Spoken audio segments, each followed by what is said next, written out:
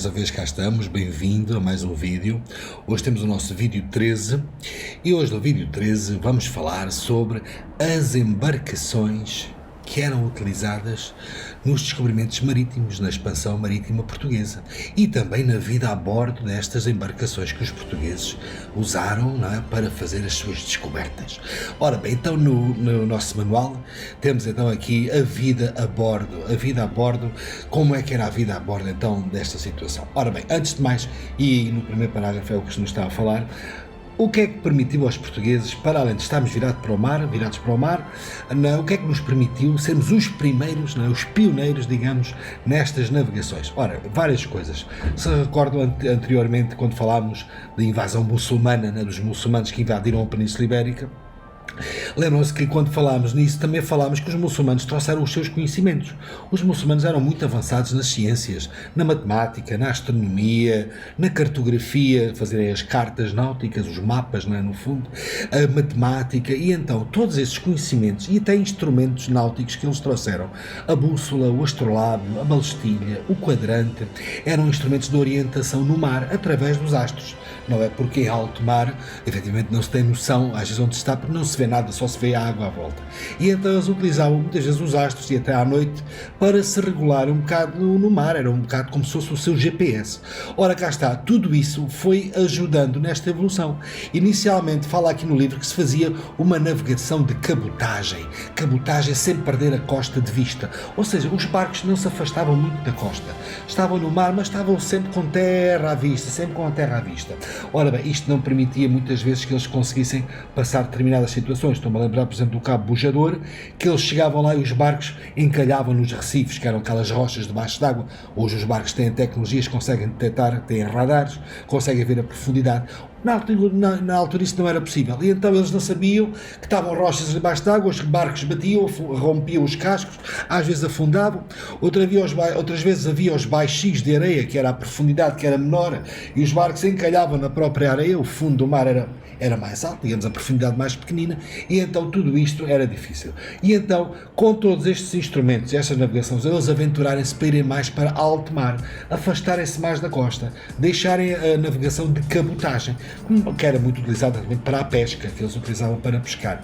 E então, ao afastarem-se, passaram a fazer a navegação astronómica, regulavam-se pelos astros. Isso permitia que eles passassem mais para baixo e se afastassem daqueles recifes, daquelas rochas escondidas debaixo d'água e daqueles baixinhos de areia. Também, aliás, que aí está a falar também dos instrumentos, que eu já falei que eles usavam, a bússola, o astrolábio, tudo isso. E também vai havendo uma evolução na forma de construção dos barcos, que vai permitir que cada vez mais homens possam viajar, cada vez mais marinheiros e até transportarem mais mercadorias. Inicialmente havia a barinel, que não está aí, havia a barca, que é este barco que vocês têm aqui, que só tinha uma vela fixa. Atenção, os barcos não tinham motor, eles andavam, iam para a direção consoante o vento, por isso era uma barca que era utilizada para esta costa, esta navegação de cabotagem que se devia à costa, não se afastavam muito da terra. Eram estes barcos que eram mais pequenos, utilizados muito na pesca, e que os primeiros barcos que os portugueses utilizaram foram exatamente estes. Ora bem, até à passagem do Cabo Bujador, como eu vos tinha falado. Mais tarde vai aparecer a caravela portuguesa, que temos então aqui, que estamos a ver. A caravela era já um barco maior, tinha duas velas triangulares, chamadas as velas latinas, cá está do português, e então a cruz de Cristo, cá está, vejam, e estas velas permitiam bulinar. Bulinar quer dizer o quê? Quer dizer que podiam manobrar as velas de um lado para o outro para aproveitarem a direção dos ventos e conseguiam ir descendo em zigue-zague. Mesmo que o vento tivesse contra eles, a direção que eles queriam ir, eles aproveitavam uma vela e a outra, o vento batia numa e empurrava a outra, e o barco ia andando em zigue-zague e ia conseguindo descer. Ao passo que na barca era difícil, porque o barco empurrava, a vela era fixa, não dava para mexer a vela e o barco tinha dificuldade em avançar. Daí a caravela ter sido então já uma forma de navegação, um barco muito mais evoluído na época, não é? E já conseguia também levar mais mercadorias. Mais tarde, já na carreira da Índia, vamos usar no final, ainda no século XV, século XVI, é utilizada a nau. A nau então era um barco ainda com maior capacidade de levar marinheiros, de levar mercadorias, e que tinha várias velas, como vocês veem, e todas todas elas eram manobráveis. Vocês vejam a possibilidade infinita que eles tinham de poder aproveitar os ventos, mesmo que tivessem contra, e iam sempre conseguindo avançar. Não nos esqueçamos que estes barcos não tinham motor, na altura ainda não existia nada disso. Daí a carreira para a Índia é utilizar estes barcos que era a nau. Mais tarde até ainda vão aparecer uns maiores ainda, que eram os galeões, não é? Aliás, tenho aqui uma página que nos mostra aqui algumas imagens. Temos aqui a nau que eu estava a falar, temos aqui um galeão, que este aqui é uma miniatura de um desses barcos, mas que nos mostra a capacidade que já era maior. Tinham até às vezes já canhões de lado para se protegerem dos assaltos dos piratas, porque nesta época, como havia muitos barcos a navegar no mar cheios de riquezas, não é? O que é que acontecia? Vinham carregados de ouro, de marfim, de especiarias, de coisas muito valiosas, e os ladrões já existiam na altura, eram os piratas que com outros barcos tentavam assaltar estes barcos, e às vezes eles tinham que ter estes canhões para se defenderem, não é? Com as bolas de ferro que eram disparadas, tinha sido já descoberta a pólvora, explodia e a explosão empurrava aquelas bolas de ferro pelos tubos dos canhões para atingir, para se defenderem os barcos dos piratas, não é?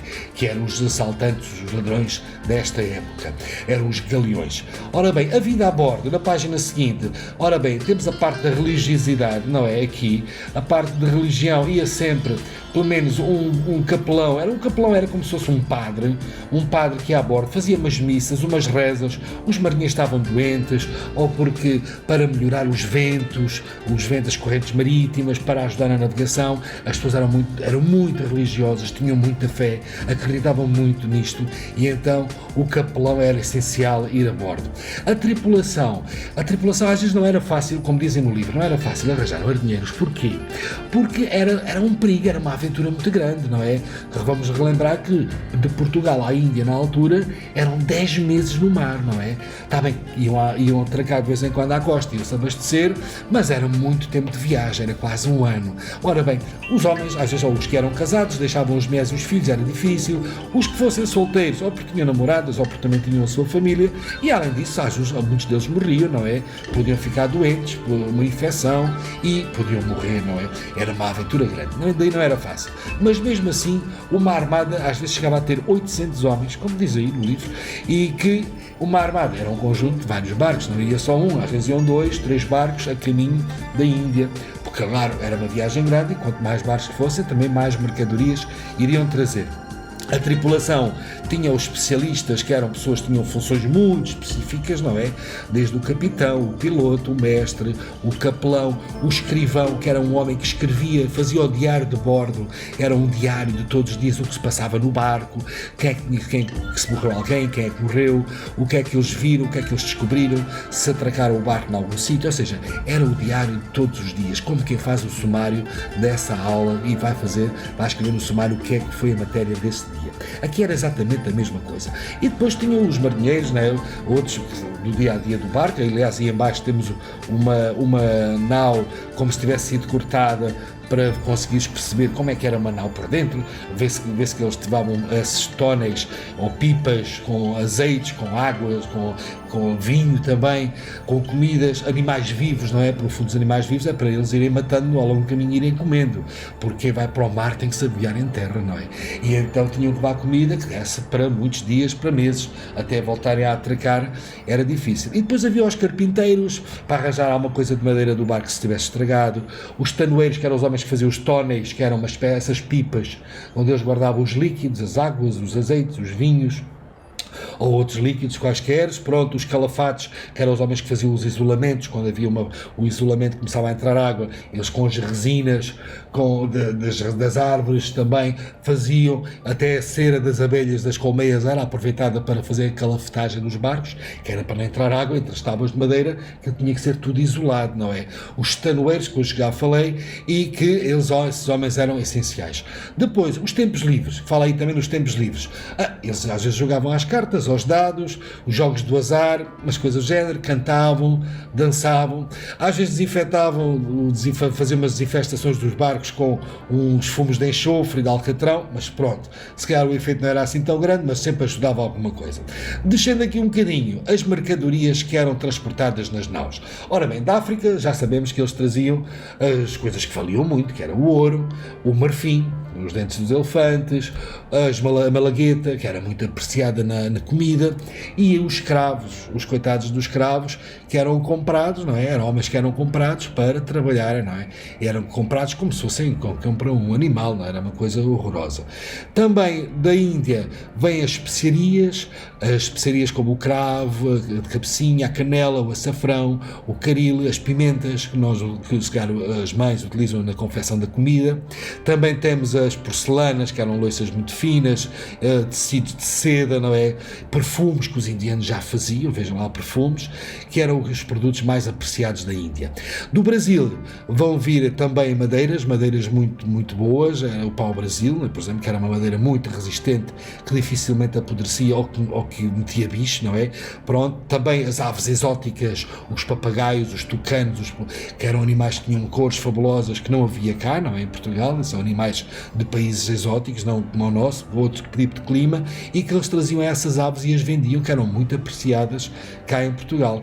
Também, mais tarde, a cana-do-açúcar e o ouro do Brasil, que a seguir à Índia vai ser muito importante.